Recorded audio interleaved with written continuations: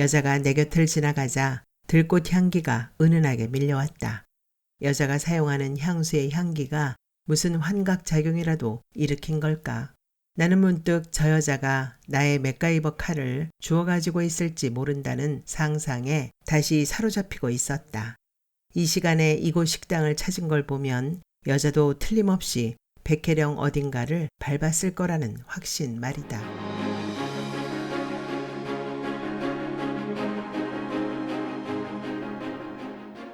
백혜령에서 윤영호. 신문에서 눈을 뗀 나는 시선을 먼 하늘로 돌렸다. 베란다 밖은 여우비가 오락가락하던 어제와는 사뭇 달랐다. 사파이어 비듬이라도 떨어질 만큼 하늘은 짱짱하게 맑았으며 시야가 좋았다. 할 일 없는 나의 눈길은 파란 허공을 이리저리 누비다가 하늘 가장자리 어딘가에 머문다.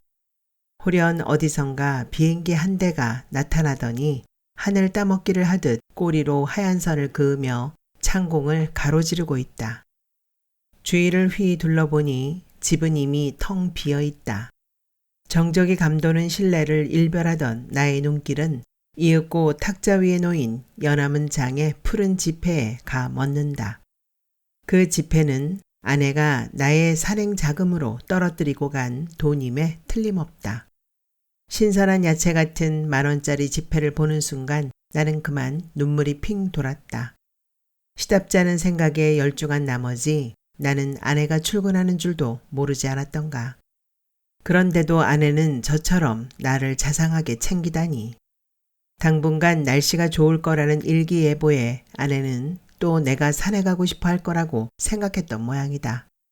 그 배려에 마음이 찡해진 나는 문득 떠오른 민요가락 한 소절을 각설이처럼 흥얼거렸다. 그러기에 내 마누라지. 백혜령이란 고개가 있다. 지리적으로 보자면 설악산과 오대산을 잇는 백두대간의 중간쯤에 자리 잡고 있을 듯 싶다. 잘 알려지지 않았을 뿐 그 규모나 형세가 미시령이나 진부령에 결코 뒤지지 않는다. 주전골만한 깊은 계곡도 그 속에 감추어져 있다.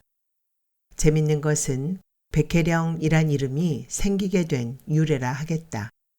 부부가 함께 이 고개를 넘으면 등을 돌렸던 부부도 100년 해로를 하게 된다나 어쨌다나.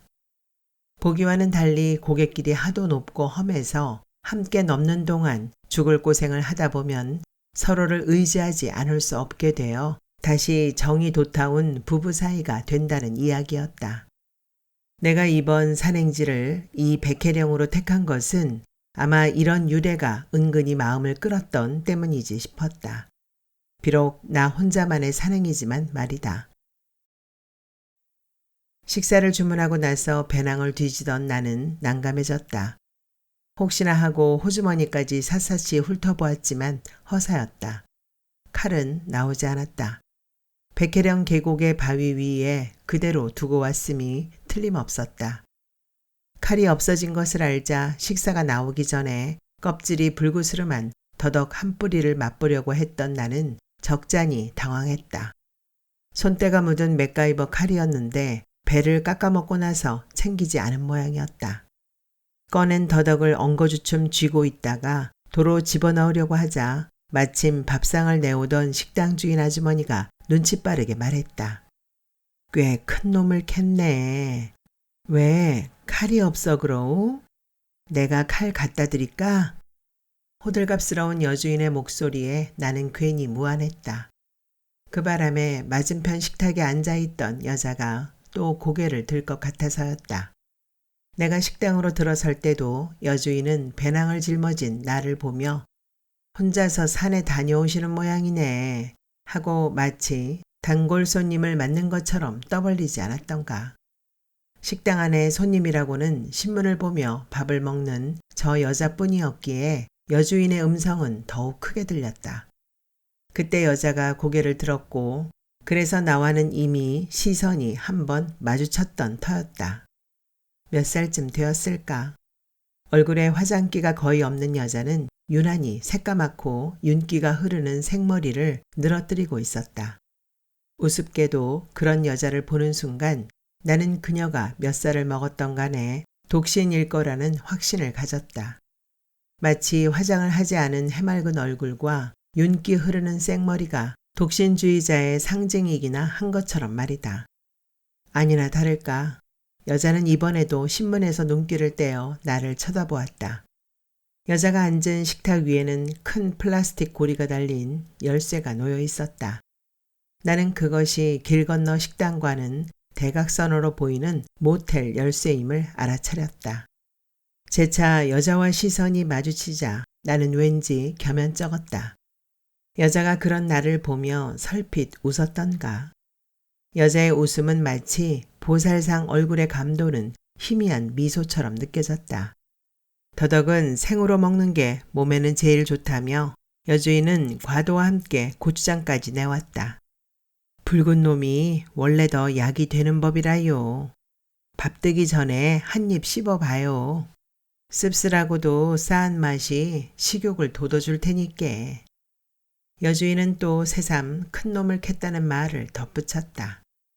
여주인이 갖다 준 칼로 껍질을 벗기자 더덕 특유의 향이 온 식당 안에 퍼졌다.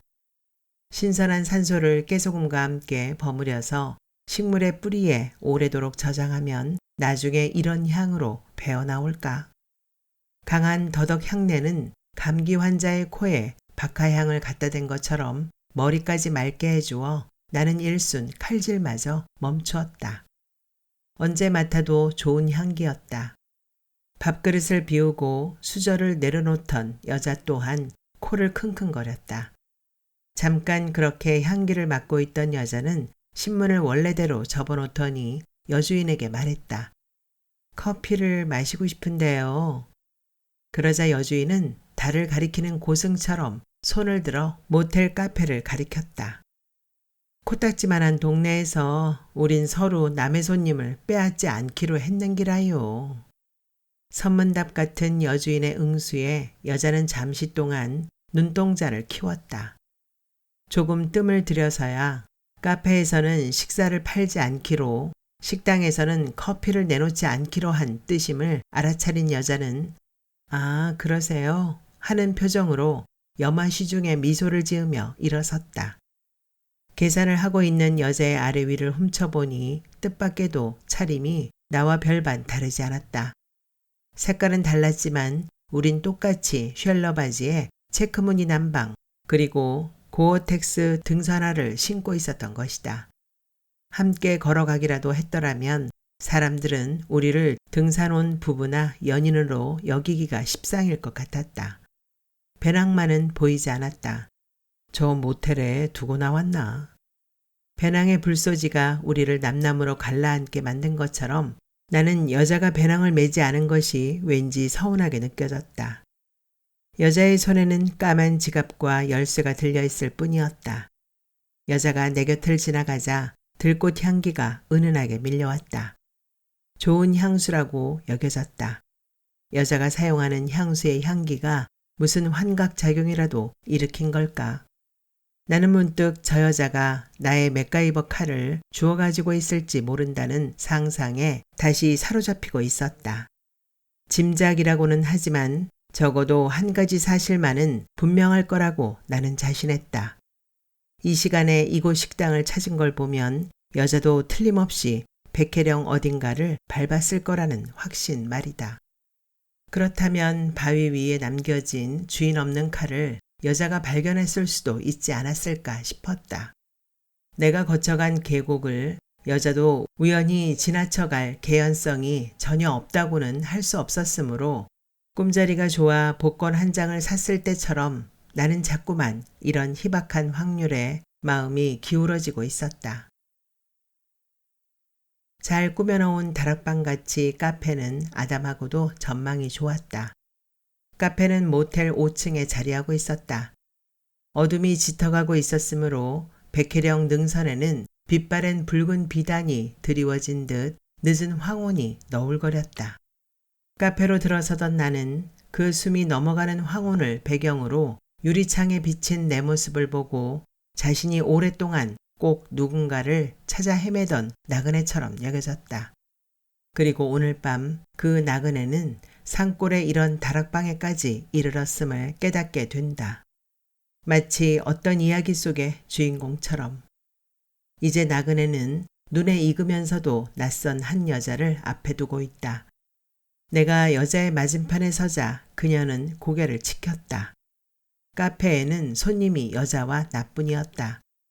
아까 식당에서와 같이 여자의 커피잔은 이미 비어 있었다.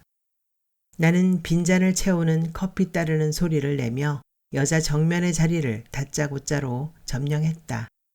낡아 보이진 않았지만 내 몸무게에 짓눌린 의자 쿠션에 바람 빠지는 소리가 흡사 그렇게 들렸다. 양의 말조차 없이 알지도 못하는 남자가 자신의 앞자리에 앉자 여자는 무슨 말을 하려고 눈썹을 치켜 올렸으나 내가 더 빨랐다. 혹시 임자 없는 칼 하나를 줍지 않았소? 말과 함께 나는 숨이 넘어가는 백혜령 자락을 가리켰다. 저 계곡에서 말이오. 어떤 확신이 나로 하여금 이 같은 용기를 가지게 했을까? 힘이 들어간 나의 물음은 여자가 틀림없이 분실한 내 칼을 보관하고 있을 거라는 단정적인 말투에 가까웠다. 아니나 다를까 나의 공격성 물음에 여자는 입이 벌어졌다. 그제야 나는 여자의 입이 무척 작다는 걸 알았다. 꼭 체리 열매 하나가 겨우 들어갈 듯한 여자의 입술을 보며 나는 짐짓 눈살에 더욱 힘을 주었다. 여자가 말을 더듬었다면 이런 내 기세에 눌린 때문이리라. 네, 맥가이버 칼 말이죠. 여자는 말투뿐만 아니라 표정이 몹시 당황한 모습이었다. 당혹감은 여자만 느낀 게 아니었다. 더듬으며 맥가이버 칼을 들먹이는 여자의 대답이 뜻밖이기는 나 역시 마찬가지였다. 우린 양쪽에서 무심코 문을 열다가 서로 코앞의 상대에게 놀란 사람들 같은 얼굴을 하고 있었다. 사실 나의 물음은 그저 여자에게 접근할 구실에 지나지 않았다. 내가 가졌던 확신에 찬 용기란 것도 기실 그런 구실의 당위성에 불과했다. 이 넓은 백혜령 자락에서 하필이면 내가 잠깐 머물렀던 자리로 여자가 지나간다? 어림없는 일이었다. 물론 전혀 개연성이 없다고는 할 수 없었다. 아무리 깊은 계곡을 백혜령이 품에 안고 있다고는 해도 사람이 접근할 수 있는 곳은 손가락을 꼽을 정도였으므로 관상을 잘 보고 행동 거지를 유심히 관찰하여 찍으면 생판 모르는 여자라도 수작이 먹혀들어가 그 즉시 가까운 사이가 될 수 있듯이 말이다. 하지만 그렇다고 하더라도 이 얼마나 우연의 일치랴. 여자가 정말 나의 맥가이버 칼을 챙겨 가지고 있을 줄은. 그냥 버려두기에는 너무 아깝다는 생각이 들어서. 여자는 배껍질이 흩어져 있는 바위 위에서 칼을 집어들며 누군가가 얼마 전에 흘리고 간 것이 틀림없다는 짐작을 당시 자신도 했노라며 얼굴을 붉혔다. 칼은 여자의 윈드 재킷에서 나왔다. 빨간 바탕에 흰색으로 스위스 국기가 그려진 칼이었다. 그 국적 마크는 칼이란 항상 평화를 위해 사용하거나 엄정 중립이 요구되는 물건이니 좀 더 간수를 잘 하라는 충고를 나한테 보내고 있는 것 같았다. 하지만 나의 관심은 이제 칼이 아니라 어느새 이 모텔로 바뀌고 있었다. 누가 왜 이런 곳에다 모텔을 세웠을까 하는 호기심이 끊임없이 내 머릿속에서 일기 시작했던 것이다. 나는 어쩌면 이 모텔의 주인이 기인일지도 모른다는 생각까지 했다. 아니, 적어도 돈에 연연하지 않는 사람인 것만은 틀림없을 거라는 확신이 들었다. 사업성을 따진다면 누구라도 결코 이런 곳에다 모텔을 짓지는 않을 것이기에 말이다. 제법 이름이 알려진 약수터 하나를 끼고 있다고는 하지만 이 백혜령 일대는 볼거리가 많거나 사람들이 꿰는 곳이 아니었다. 이곳은 그저 달게 느껴지는 맑은 공기와 수정 같은 물이 있는 산골짜기일 뿐이었다. 지리적으로 오대산과 설악산 중간에 있어 관광객들조차 그저 지나치는 줄령으로만 여기는 이곳에다 말이다. 그럼 더덕을 캐기 위해 이런 골짜기까지 찾아왔단 말이에요? 더덕 말이 나오게 된 건 백혜령 이야기가 길어진 결과였다. 대화가 터지자 우린 왜 여기까지 오게 되었는가 하는 물음이 자연스레 대두될 수밖에 없었는데 여자는 더덕을 캐러 왔다는 내 말이 믿어지지 않는 모양이었다. 물론 백혜령의 내력이 마음을 끈 가장 큰 원인이었지만 굳이 그런 말은 덧붙이지 않았다. 나는 여자가 고개를 모로 꼬는 모습을 보고 쓴웃음을 지었다. 나를 대하던 한동안의 아내 눈길이 방금 여자의 모습과 꼭 닮았던 때문이다. 직장을 잃고 나서 더덕을 캐러 다니는 내가 여자들한테는 다 이상하게 보이는 걸까? 산삼을 찾으려는 노력도 하고 있죠. 여자가 픽 하고 웃었다.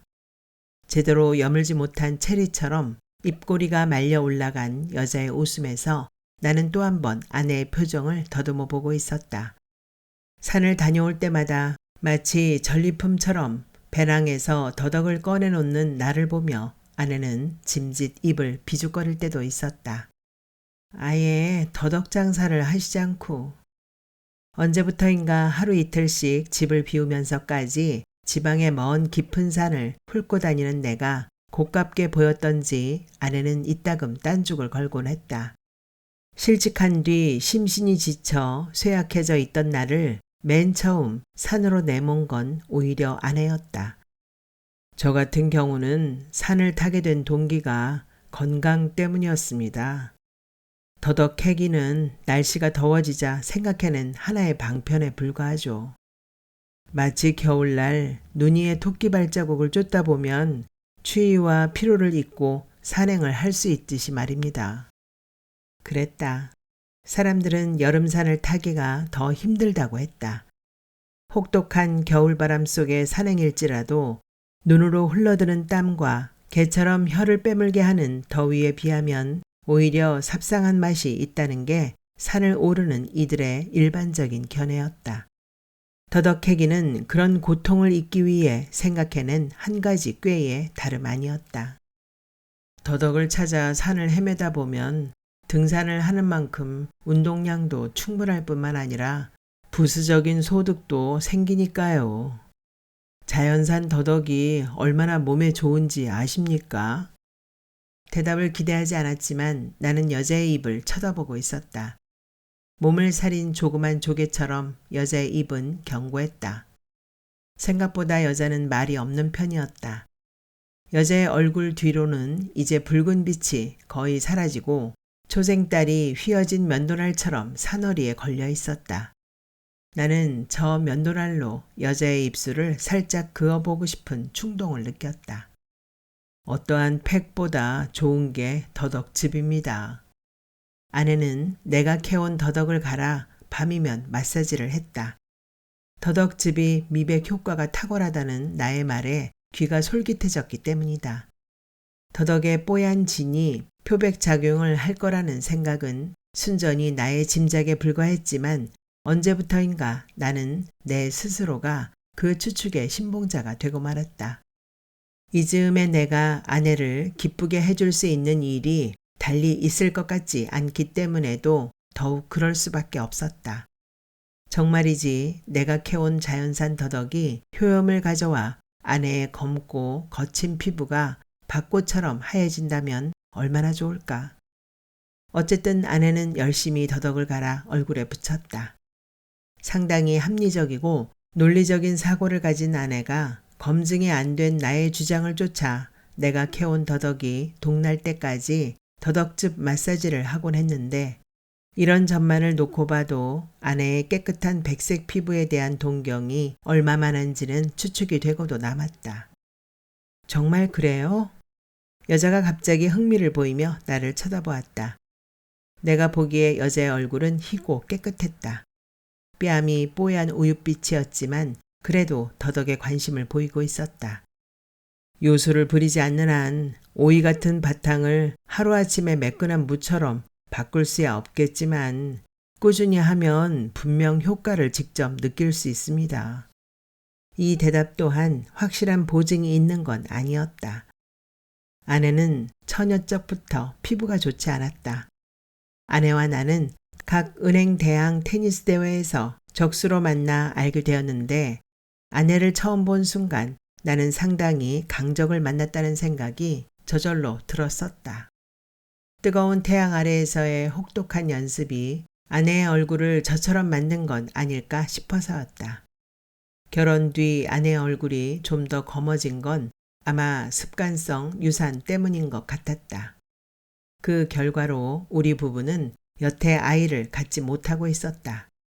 어쨌든 아내의 얼굴은 검고도 거칠었으며 나는 아내의 그런 얼굴을 보고 결혼한 사람이 아니었다.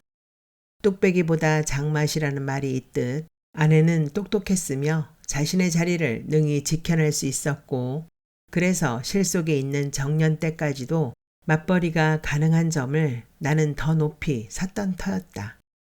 정년을 채우지 못한 건 오히려 내 쪽이었다. 외환 위기가 불어닥치자 불량 채권을 많이 소유하고 있던 내가 다니던 은행은 휘청거리기 시작했다. 자력으로는 도저히 그 거센 바람에 맞설 수가 없었다. 결국은 간판을 내리고야 말았는데 물론 정부의 입김 때문이겠지만 하필이면 아내가 다니는 은행에서 합병 인수를 맡았다. 당연히 퇴출의 칼날이 번뜩이기 시작했다. 부실 대출의 책임을 물어 나는 퇴출의 맨 꼭대기에 서 있었고 아이러니하게도 아내는 퇴출자 명단을 가려내는 실사팀의 일원이 되어 있었다. 퇴직을 시킬 명단이 확정되자 집에 돌아온 아내는 한숨을 내쉬었다. 내 남편이라는 이유로 당신을 구제할 수는 없었어요. 당신 이름이 대출 실무자로 제일 먼저 올라와 있는 이상. 물론 부실기업에 대한 대출 내막을 아내는 그 누구보다 잘 알고 있었다. 결제는 내 권한 밖이었다. 나는 헛개비에 지나지 않았다. 동료의 남편 이름 위에 가위표를 친 실사팀은 꼭 읍참마속의 기분이라며 아내를 위로해 주었다고 했다. 모든 걸 하얗게 만들려는 속성이 있는 법이거든요. 더덕에서 나오는 흰 즙은 고무나무에서 방금 채취한 진처럼 점도가 강했다. 더덕 껍질을 벗기다가 그 즙이 묻은 손은 흰 페인트를 묻힌 것만큼이나 씻어내기가 쉽지 않았는데 오래 묵은 놈일수록 더욱 그랬다. 나는 그런 즙이 곱게 스미어 아내의 얼굴이 미백 복숭아처럼 되기를 바랬던 것이다.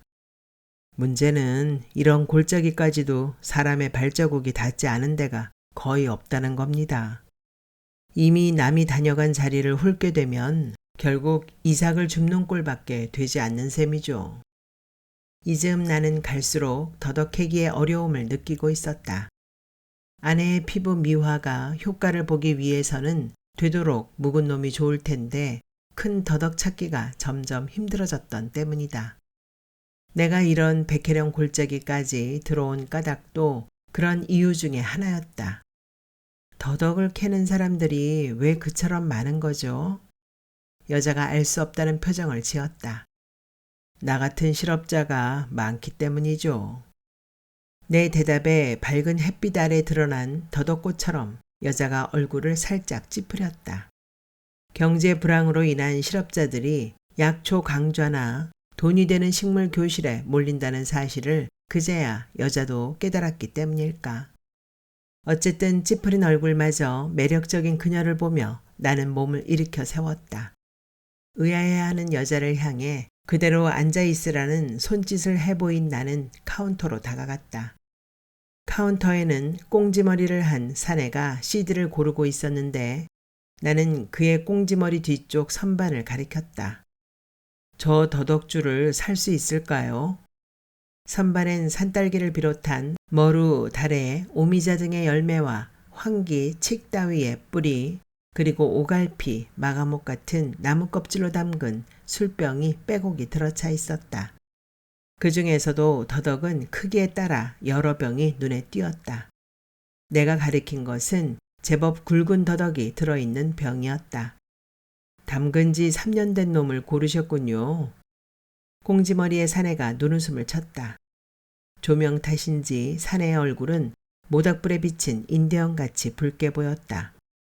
저 꽁지머리 사내는 왜 이곳에다 자신의 성을 만든 걸까? 여름 휴가철이라면 모를까 평상시에는 별로 손님이 들 것 같지 않은 모텔의 꼭대기에다가 사내는 우리가 들어오기 전까지 아마 혼자서 음악을 듣고 있었을 것이다. 겨울이면 우리 같은 나그네조차 드물 텐데도 이런 곳에서 장사를 한다.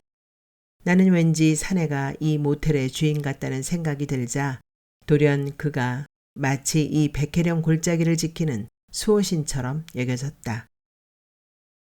여자는 권주를 마다하지 않았다. 잔을 채우며 나는 이렇게 말했다. 이 술 또한 아마 미백 효과가 있을지도 모릅니다.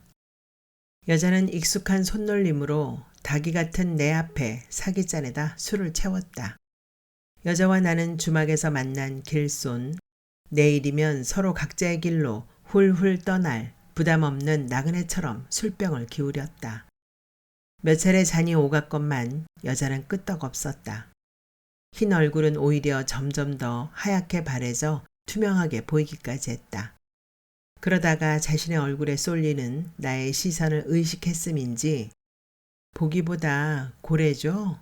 하며 일순 홍조를 띄었는데 그 모습이 정말 아기 고래처럼 귀여웠다. 여자는 술 실력이 만만찮았다. 지지 않고 나와 동수로 잔을 꺾었는데 흰 얼굴은 여일했고 앉음새도 흐트러짐이 없었다. 다만 입만은 처음보다 다소 헐거워져서 나는 자주 그녀의 말에 귀를 곤두세웠다. 예상처럼 여자는 독신이었다. 경제적 여건만 허락한다면 언제까지나도 지금처럼 이렇게 홀로 반짝반짝 빛나고 싶다는 게 자신의 바람이노라고 여자는 실토했다. 이곳엔 일 때문에 왔죠. 마지막 취재이긴 하지만. 여자는 건설로 성장한 어느 재벌 그룹 계열의 잡지사 기자였다. 구조조정의 여파로 그 잡지는 다음 달 호를 끝으로 폐간이 된다고 했다. 이 즈음에 불어닥친 경제 위기는 그 그룹 전체를 휘청거리게 한다는 소문이 공공연하게 나돌고 있었다. 창간 10도를 넘긴 그 잡지는 1년 전부터 줄령을 찾아서 란 제목으로 나만의 특별한 영을 기획 취재해왔는데 이제 이 백혜령만 간신히 넘고 그 생명이 다하는 셈이었다. 하면 어디 자리라도 보아두었습니까? 폐간이란 말을 듣자 아물지 않은 상처에 심한 자극이라도 받은 사람처럼 나는 자신도 모르게 성마른 목소리가 되었다. 남의 일 같지가 않아서였다. 얼마 전까지만 해도 나 또한 철밥통의 하나처럼 여겨지던 은행원이 아니었던가. 문득 나는 여자도 이제 나처럼 본격적으로 산을 훑고 다닐까봐 은근히 걱정이 되었던 것이다. 그래서 목화 고민을 하고 있기는 해요. 대답은 이렇게 했지만 여자는 바위처럼 아주 태연한 자세였다. 적어도 밥줄을 걱정하는 모습은 아니었다. 아무래도 어딘가 믿는 구석이 단단히 있는 모양 같았으나 나로서는 알 수 없는 노릇이었다. 나는 포커판에서 마지막 카드를 받아쥔 상대의 표정을 살피는 기분으로 여자를 유심히 쳐다보았다. 마치 여자는 유성이 흐르는 밤하늘에 눈길을 주고 있었으므로 나의 무례한 시선은 그녀의 얼굴 위를 마음껏 돌아다닐 수 있었다. 섬광이 회회한 밤하늘을 배경으로 한 여자의 하얀 얼굴, 뒤쪽의 어둠으로 인하여 더욱 달처럼 밝고 환해 보이는 여자의 모습, 그런 흰 얼굴을 대하고서야 나는 비로소 속으로 나지막한 탄성을 질렀다. 그래, 저 얼굴. 전혀 화장이 필요 없을 것 같은 저런 하얀 얼굴이 있는 한 무슨 걱정이 있겠소. 게다가 여자는 아직 샛별처럼 젊고 혼자인 것을. 나는 문득 내 얼굴을 떠올렸다. 아내의 얼굴도 그려보았다. 아내는 뭘 보고 나와 결혼했을까? 내가 아내의 얼굴을 보고 결혼한 사람이 아니듯 아내도 마찬가지가 아니었을까? 만일 아내가 저 여자처럼 화장이 필요 없는 희고 예쁜 얼굴을 가졌다면 과연 나와 짝이 되었을까? 우린 각자의 얼굴보다는 서로의 철밥통을 더 믿었던 건 아닐는지. 다이애나가 말이에요. 이렇게 운을 떼고서야 여자는 천천히 내 쪽으로 얼굴을 돌렸다. 여자의 입에서 다이애나라는 이름이 등장하자 나는 불에 댄 듯 놀랐다. 아까 그녀의 호주머니에서 나의 맥가이버 칼이 나왔을 때만큼이나. 다이애나가 정말 찰스 왕세자를 사랑해서 결혼한 걸까요? 그렇지만 여자의 말은 마치 당신은 아내를 사랑해서 결혼했나요? 라고 묻는 것 같아 나는 다소 당황스러웠다. 여자의 주장인 즉슨 찰스란 남자는 왕세자란 프리미엄이 붙지 않았다면 결코 호감이 갈 만한 사내가 못 된다는 이야기였다. 만일 그런 찰스를 다이애나가 진정으로 사랑했다면, 아니 사랑한 적이라도 있었다면 적어도 왕세자의 비로서 이혼도 하기 전에 다른 남자와 잠자리는 하지 않았을 거라고 단언했다. 아무리 찰스가 먼저 바람을 피웠기로써니 말이다. 사고를 당하던 날도 다이애나는 남자를 만나고 있었잖아요. 물론 당시엔 이미 이혼을 한 후였지만 참 이상해요. 그런 다이애나였건만 죽은 지 오래도록 추모의 열기가 식지 않는 걸 보면. 하지만 이런 사실들이 저한테는 교훈이 될지도 모르죠. 이렇게 말하며 여자가 살짝 웃었던가. 턱을 손 받침대에 올려놓으며 다시 밤하늘로 향하는 여자의 시선에는 은하계를 동경하는 소녀의 꿈이 가득한 듯 했다. 저한테도 가진 것이라곤 재력뿐인 남자 하나가 접근해 오고 있어요. 뱀 눈과 뾰족한 턱, 많은 나이가 모두 거슬리는 사람이죠. 혼자 소리처럼 중얼거리는 여자의 말을 들으며 나는 천천히 잔을 기울였다. 술에 배어든 더덕 향기가 여자의 목소리를 은은한 메아리처럼 들리도록 취기를 부추겼다. 이어진 여자의 갑작스런 물음은 그런 취기에 까부라지려는 나를 화들짝 놀라게 했는데 아까 이미 내가 생각했던 의문이라서 더욱 그랬다. 부인과는 사랑해서 웨딩마치를 울렸나요? 이런 질문을 만일 진실을 말하기로 선서한 법정의 증언대 같은 데서 받았더라면 어땠을까? 나는 아마 꽤나 진땀을 흘렸을 터였다. 한편으로 이런 질문을 아내에게 남편과는 사랑해서 결혼했나요? 라고 던졌다면 아내는 어떻게 대답했을까? 각진 턱과 뭉툭 코를 가진 나를 그녀는 과연 진심으로 좋아했을까? 이 즈음에 아내 눈은 그 동공 속을 들여다보노라면 체념이 고여있는 듯 했다. 그런 눈빛을 모아 소리로 바꾼다면 모르긴 몰라도 시름이 잔뜩 쌓인 한숨소리에 가깝지 않을까 싶었다. 우리 부부는 이제 겨우 8년 가까이를 함께 살았을 뿐입니다. 위태위태하면서도 우리 주위엔 몇십 년을 해로하는 사람도 많이 있지 않습니까? 어쩌면 아내는 평생토록 나를 먹여 살려야 할지도 모를 일이었다. 소리 없는 한숨을 언제나 눈빛 가득히 담고서 말이다. 아내의 이런 인내가 아마 나에 대한 사랑이라면 사랑일 터였다. 다소 빗나간 엉뚱하게 들렸을 대답이었지만 여자는 염화시 중에 미소를 띠고 있었다. 나는 여자의 낯달 같은 웃음을 보면서도 그녀가 결국은 뱀눈과 뾰족턱의 사내를 받아들일 것임을 의심치 않았다. 어떤 얼굴을 가졌던 간에 그 사내는 왕세자 같은 남자였고 설령 나중에 파투가 난다 할지라도 많은 위자료가 충분한 보상이 될 것임에 틀림없었다. 다이애나처럼 말이다. 아니나 다를까 여자의 말은 매우 현실적이었다.